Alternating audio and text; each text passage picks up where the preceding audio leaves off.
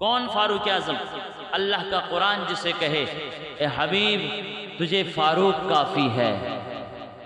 توجہ طلب، میں اور آپ اگر کہہ دیں معاشرے میں کہ ہمارے لیے اللہ اور اس کا رسول کافی ہے تو طرح طرح کے طعنے برداشت کرنے پڑتے ہیں، طرح طرح کے تحفظات برداشت کرنے پڑتے ہیں، طرح طرح کے طعن و تشنیع ہمیں سہنی پڑتی ہے۔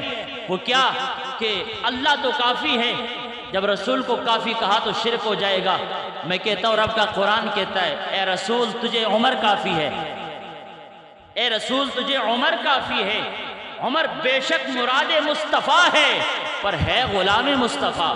رب کا قرآن ایک امتی کو رسول کے لیے کافی بنا دے تو رب کا قرآن شرک کی دعوت نہیں دیتا۔ ارے دوستو غور طلب بات یہ ہے کہ اگر غلام ہو کر رسول کے لیے کافی ہو تو شرک نہیں ہوتا، رسول ہو کر امت کے لیے کافی ہو تو شرک کیسے ہو سکتا ہے؟ حضرات اسی وقار فرمائے حسبک اللہ، حبیب تجھے اللہ کافی ہے۔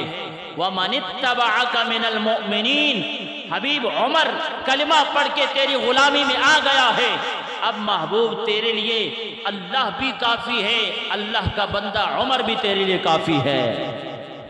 اور پھر اس عظمت اور رفعت اور شان اور مقام اور مرتبے کو ملحوظ رکھ کے حضرت فاروق اعظم رضی اللہ تعالی عنہ نے ساری زندگی مال دولت عزت جاہ و جلالت جائیداد سب کچھ در مصطفیٰ پہ قربان کر کے آخری دم تک دین اسلام کے اشاعت کے لیے طرح طرح کی جنگیں بھی لڑی، طرح طرح کی اذیتیں بھی سہی۔ حضرت فاروق اعظم نے طرح طرح کے آزمائش کو بھی سہا اور حضرت فاروق اعظم نے طرح طرح کی اذیتوں تکلیفوں کو برداشت کر کے آخری دم تک کلمہ مصطفیٰ اور کلمہ خدا کے جھنڈے کو بلند فرمایا ہے۔